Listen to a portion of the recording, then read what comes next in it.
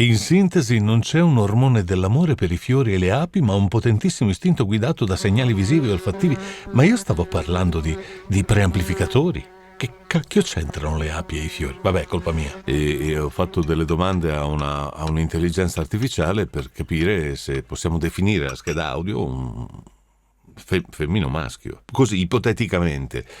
Tipo le api e i fiori. Secondo me, dove facevano sto caffè qui, c'erano anche delle altre piantagioni lì vicino.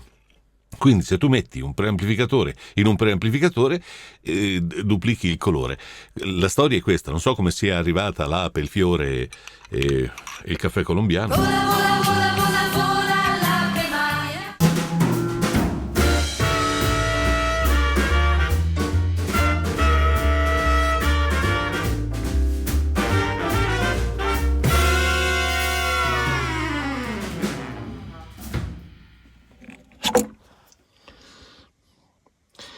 Questo è il cavo che esce dal microfono. Da lì, viene qui e si infila, è vero, dentro al buco del preamplificatore. Da lì esce, dopo che è stato preamplificato il segnale, quindi con la 48 volt. La 48 volt gira qua dentro, qui, ma non gira più qui non gira, qui non c'è 48 volt, è solo qua dentro per alimentare il microfono, va bene? E da qui se ne va dall'altra parte, fa tutto il giro. Riconosci il cavo da questo, guarda, vedi ci ho fatto una cosa, ci ho messo un pezzo di scotch rosso perché si capisca. Guarda che te lo faccio vedere meglio. Allora, qui arriva il cavo, è un maschio, dall'altra parte ho bisogno di una femmina che si trova qui, quindi maschio e femmina, e io con la femmina poi vado dentro perché la femmina da una parte e la femmina dall'altra il maschio, no? E qui c'è il Jack è maschio, lo sappiamo, si chiama Jack, si chiamasse Federica, ma si chiama Jack, quindi Jack entra poi dentro alla parte femmina della scheda audio nell'analogico, ok? Però utilizzo, vedi, cioè salto il Canon, non entro direttamente nel Canon, perché se io entrassi nel Canon, facciamo finta che questa sia fosse la mia scheda audio, io prenderei il colore di questo preamplificatore. Ad esempio, questo qui dice di avere un preamplificatore Midas qui. Bene, allora darei il colore del Midas al mio preamplificatore. Ma io non voglio questo. Qui c'è già un altro un preamplificatore con un microfono collegato. Questo è un valvolare della DBX e anche lui entra, non si vede granché, però c'è il cavo qui, entra lì dentro, fidati. Quindi dall'altra parte io entro con un Jack. Che è questo Jack. Salve, sono Jack, non sono Federica. Dall'altra parte però è femmina.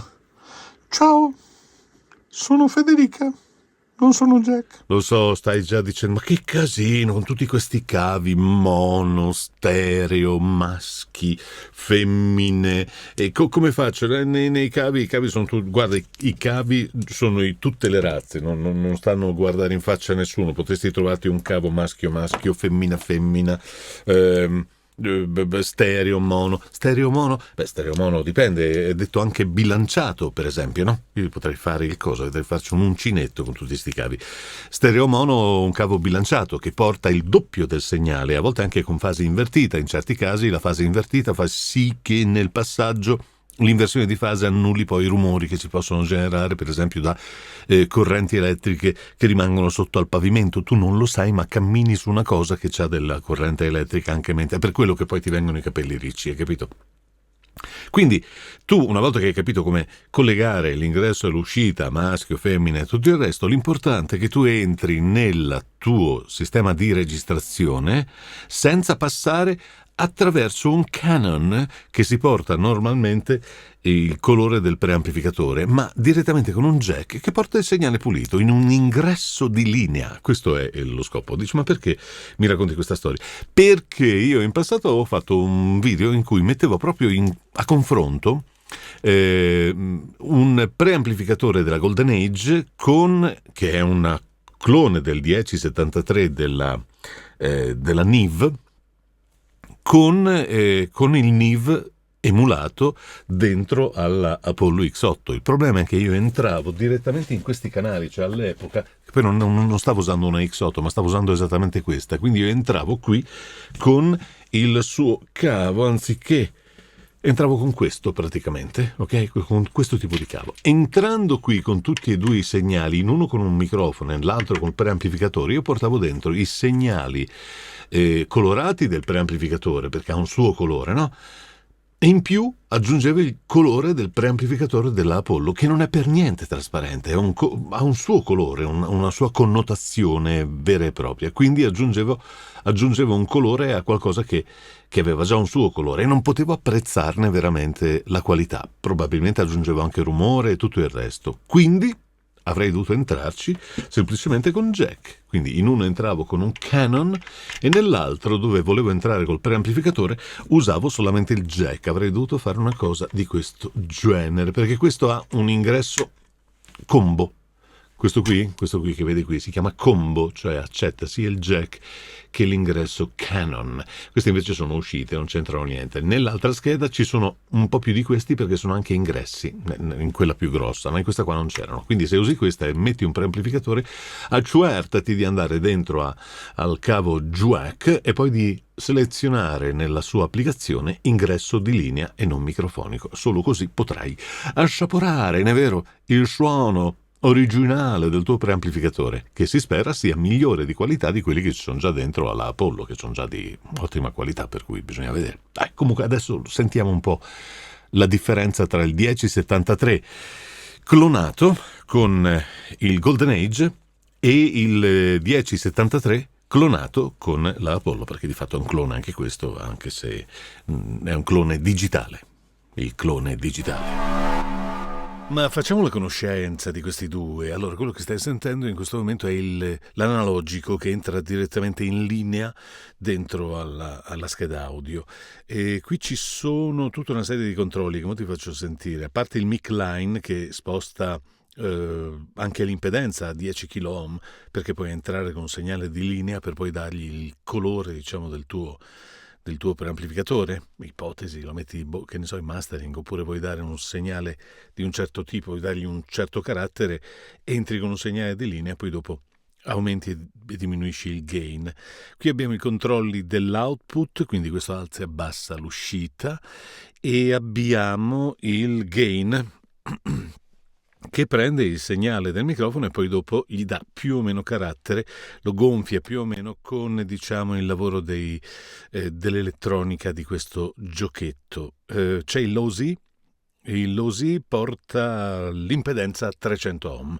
Se cambi l'impedenza non succede niente di particolare, cioè, succedono delle cose in realtà. Cambio l'impedenza, passo da 1200, che era l'impedenza standard di questo preamplificatore, a 300, e il lavoro con le frequenze cambia, perché cambia il rapporto elettrico, quindi ci saranno delle frequenze che si sentono di più, altre un po' meno, un po' più medioso normalmente, si sentono a volte un po' meno i bassi, entrano più frequenze, insomma lavora in modo differente.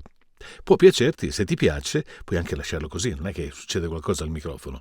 Diciamo che il microfono, per rispondere correttamente con il suo suono, cioè con le sue caratteristiche naturali, dovrebbe lavorare da 5 a 6 volte sull'impedenza sua, cioè il microfono ha 200 ohm di impedenza, il preamplificatore dovrebbe avere circa 1000-1200, questo ne ha 1200 e sarebbe perfetto.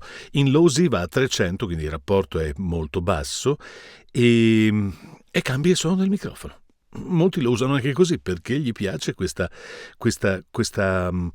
riequalizzazione data appunto dalla differenza dei passaggi elettrici all'interno. E questo succede sia nella versione digitale, con il low Z, questa roba che vedi qua sopra, low high, lo vedi qua, questo affare qui, se lo alzo e lo abbasso porto a 300 ohm l'impedenza invece che a 1200 e fa la stessa identica cosa, emulata in questo caso sulla WAD, che però risponde fisicamente con l'impedenza. Il discorso della WAD è quello che ti dà fuori effettivamente, cambia l'impedenza, non la emula, la cambia proprio elettricamente. Siamo ancora sul Pre73 MK3 e in questo giochino abbiamo in più un R1, R2 e poi un HP1, HP2, che sono dei passalto e un'enfatizzazione sulle alte. AR1 enfatizza a partire dai 2 kHz più o meno, se mi ricordo, fino a 20 kHz e anche oltre, quindi quando tu lo inserisci diciamo che dovresti cominciare a sentire anche delle frequenze molto più alte. Torno a 1200 in modo che si capisca meglio, perché se non gli do, ecco, così è standard, ok? Gli do un R1 e dovresti con l'R1 cominciare a sentire un po' di frequenze alte.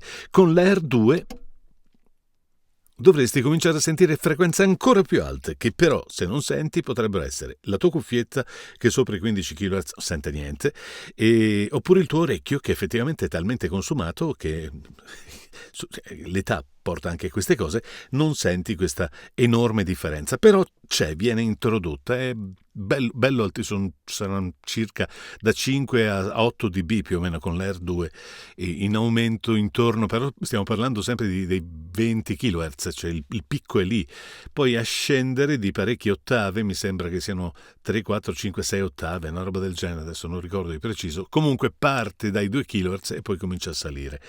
Lo lascio in versione standard. L'HP1, che è questo qua sotto, crea un passabasso, cioè un passalto, praticamente lo vedi anche in questa affare che c'è, no, qui, questo qua sotto, qui vedi che le frequenze basse le ha proprio tagliate, di brutto. Se io lo rimetto normale, vedi che torna su nella parte bassa a destra del segnale, e se vado in HP2 è ancora più forte il taglio, quindi da una parte taglierà dunque fa vedere se me lo dice qui, circa sui 500, comincia a tagliare sui 500, e nell'HP1 invece comincia a tagliare sui 200, così invece è in versione standard. Queste sono le caratteristiche di questo bestiolino, che ha solamente il gain come controllo, quindi tu non puoi gestire il segnale in ingresso, come per esempio invece puoi fare qui. Se adesso torno su questo, adesso lo abbasso un attimo, qui dove ero 50, stiamo intorno ai 50, dovrebbe essere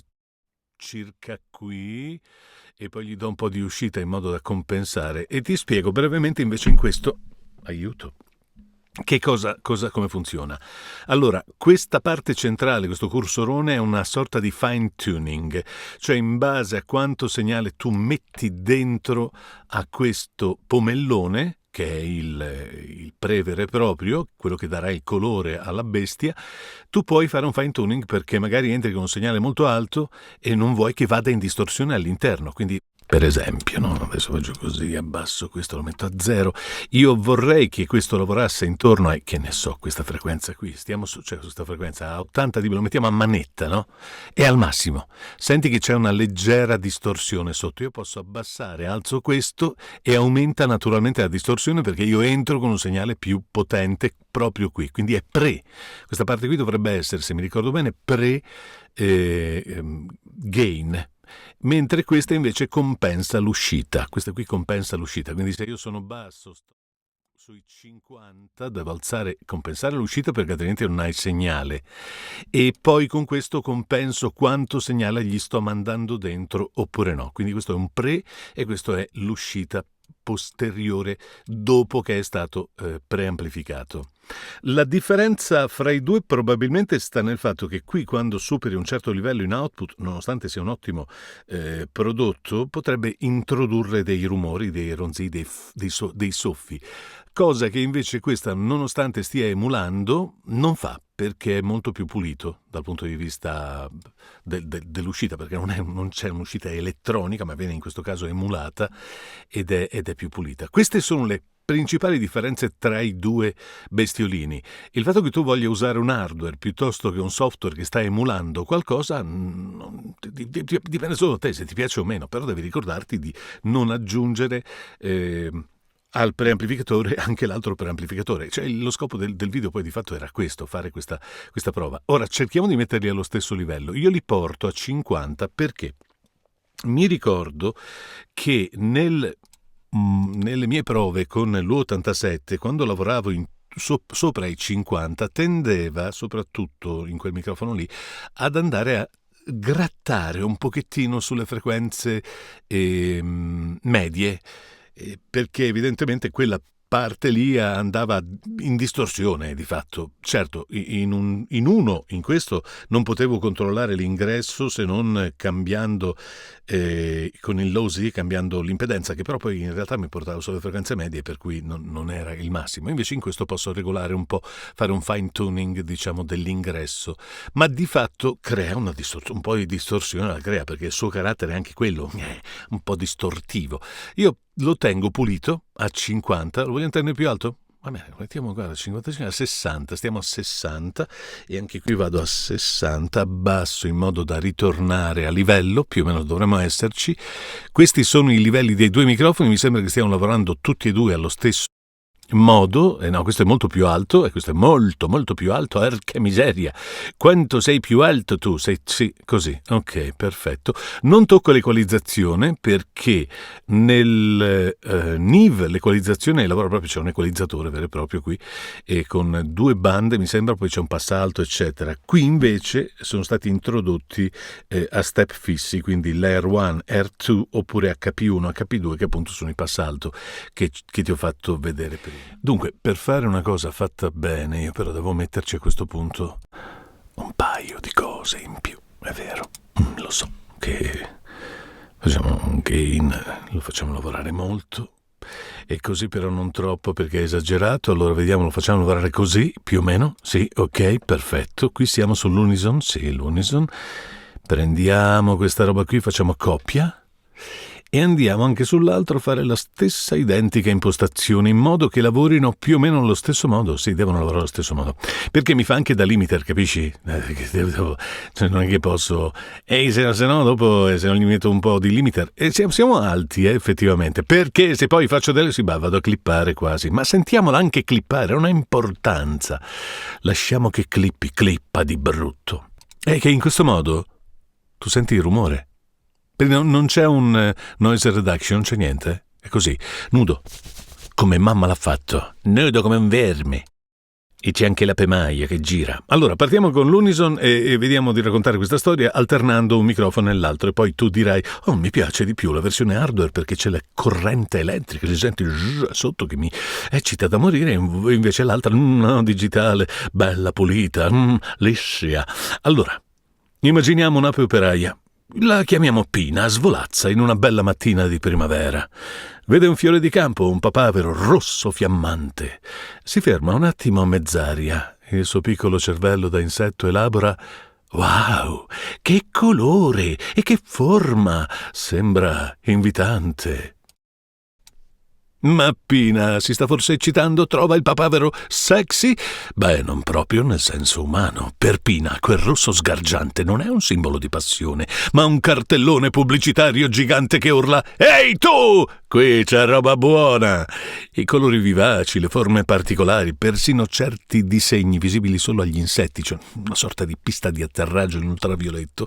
Ecco, quelli sono segnali evoluti delle piante per dire: vieni qui, ho nettare, zucchero energetico e polline, proteine per te. Cazzarola, che pop che ho fatto, anche un antipop, Vieni qui, bella maialona.